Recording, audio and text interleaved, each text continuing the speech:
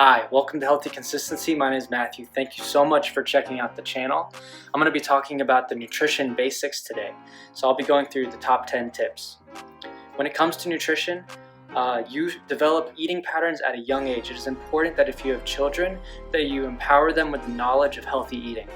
Obesity rates in children in this country have tripled in the last 3 decades.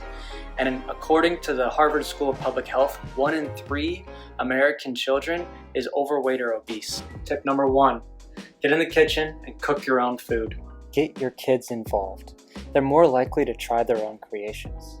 You are in control of your portions and ingredients when you home cook. Check out this free cookbook by Leanne Brown. Be found in the description below. Tip number 2, eating out is actually more expensive than eating at home. The average meal at home costs $4, while eating out averages around $12. In 2015, for the first time, Americans started spending more money out at restaurants and bars than they do at grocery stores. And tip number 3, when you eat out, you eat too much food that is not good for you. We spend money out at restaurants for an oversized portion with a salt, butter, and MSG upcharge. Clever marketing and a money-hungry industry doesn't care how unhealthy their food is for you as long as you keep buying. Cut down on the fast food runs if you want to cut down on your budget and your waistline. I think one of the things you said in that piece is that we would be shocked at how much butter goes into everything. Yeah, I hope I haven't frightened anyone away, but it is usually the first thing and the last thing in just about every pan. Tip number 4, make your grocery plan. That means know when to shop. Ask your store manager what day they typically restock their produce and try to plan your attack accordingly. Make a grocery list. Don't just write down the healthy things, but add your favorite ice cream and whatever your tasty pleasures are too. If you deviate from your list in store, it can turn into a slippery slope on your wallet and your gut. As you shop, stick to the perimeter. Hit the produce section first, then dairy, eggs, and lean meat. In general, the middle is full of processed, addictive junk.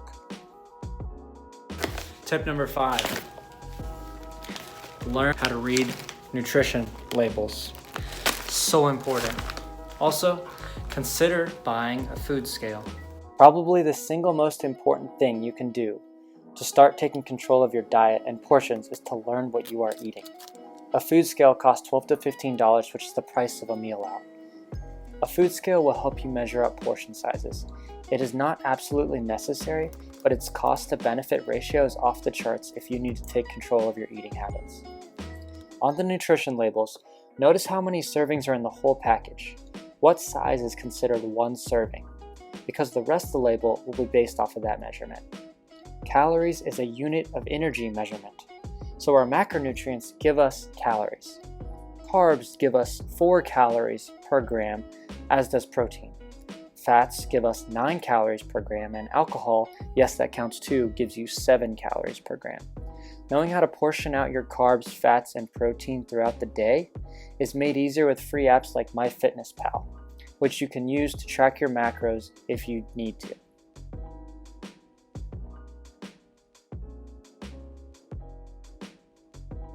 Tip number 6, know your macros. Also, refrigerate your avocados once they're ripe so they don't go bad. Know that there are not bad and good macronutrients. Carbs are our most readily source of energy and can be separated into beneficial and detrimental and everything else. Fats are necessary for brain health and other things and can be separated as well into beneficial, detrimental, and okay in moderation.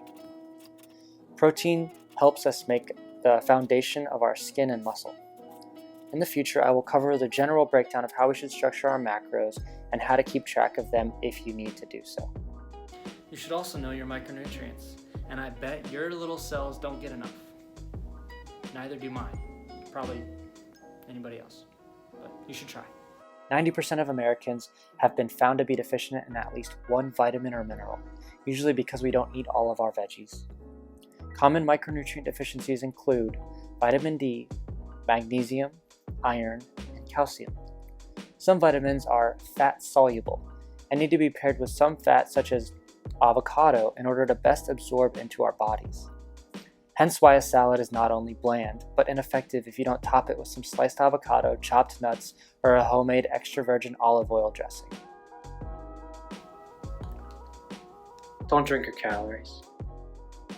Tip number 8. If you want to lose weight or decrease your risk of preventable chronic diseases, then make a commitment to coming off the addictive sugary drinks. Treat soda and fruit juices as a candy bar, only to be indulged on occasion. Quench your thirst with water. Sugar is poison. It is a chronic, dose-dependent liver toxin. Fruit juice is a misconception due to the all-natural labeling on the plastic bottle, when in fact it's sugar extracted from fruit, leaving behind the fiber and other nutrients. We have been duped into thinking juice and sports drinks are healthier for our children than a can of cola. You don't need a sugary electrolyte replenishment drink unless you've been sweating your butt off and you're covered in salt.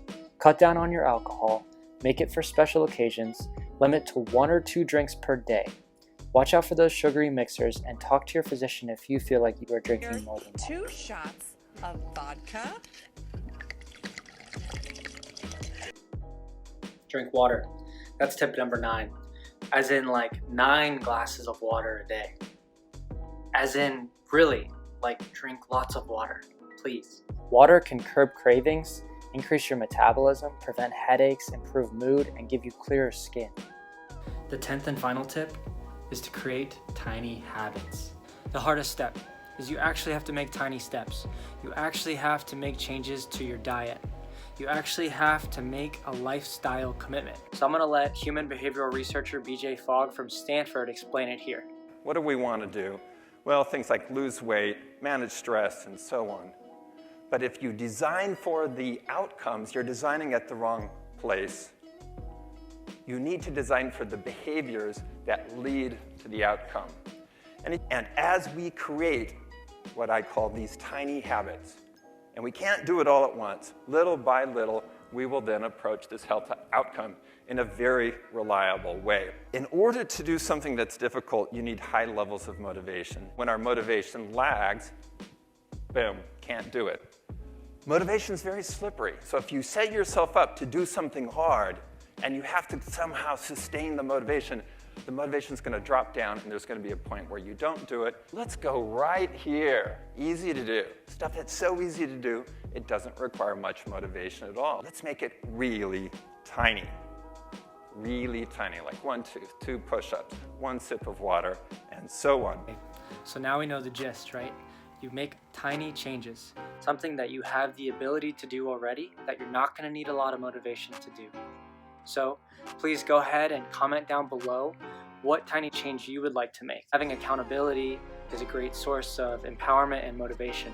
So if you can find a family member or friend to also share along whatever journey you're on, whether it's to lose weight, whether it's to be stronger, whether it's to run a half marathon by the end of the year, whatever it is, go ahead and share with them what your tiny changes are. Figure out what your trigger is going to be, whether it's going to be brushing your teeth and then doing 10 squats, whether it's going to be while I'm making my coffee, I'm going to try to make myself a nice healthy bowl of oatmeal also. Whatever it is, share it with people and try to figure out what's going to keep you going. And if you're having a hard time staying motivated, please talk to your doctor, or if your doctor is me, that'd be great. Please talk to me about it. I'd love to talk about it in clinic. Thanks.